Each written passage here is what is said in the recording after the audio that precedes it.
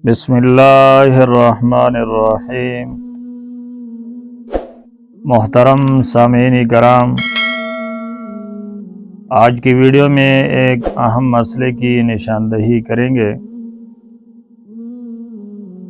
اور وہ مسئلہ یہ ہے کہ قیمت میں رعایت بذریعہ قرآن اندازی۔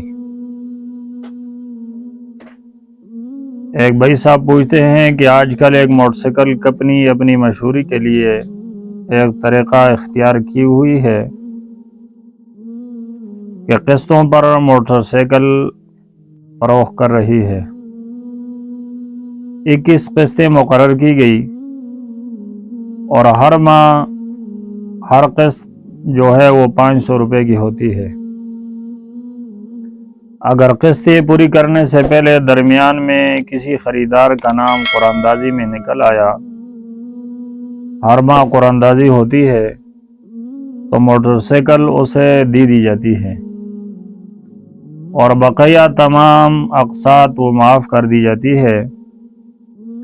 اگر 20 ماہ تک قرآن اندازی میں خریدار کا نام نہ نکلا تو 21 ماہ کے بعد موٹر سائیکل اسے دی جاتی ہے، اور یہ 21 اقساط کی رقم موٹر سائیکل کی وہ قیمت ہے جو مارکیٹ میں چل رہی ہے، زیادہ نہیں۔ کیا خرید اور فروخت کا یہ طریقہ جائز ہے یا نہیں؟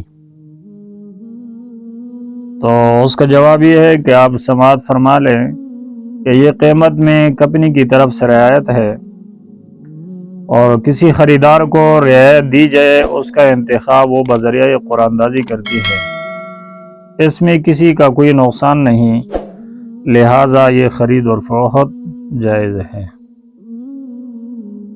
تو یہ تھی آج کی ویڈیو کہ قیمت میں رعایت بذریعہ قرآن اندازی کی اگر یہ صورت ہو جو بیان ہوئی تو اس میں کوئی شک نہیں اور کوئی اشکال نہیں۔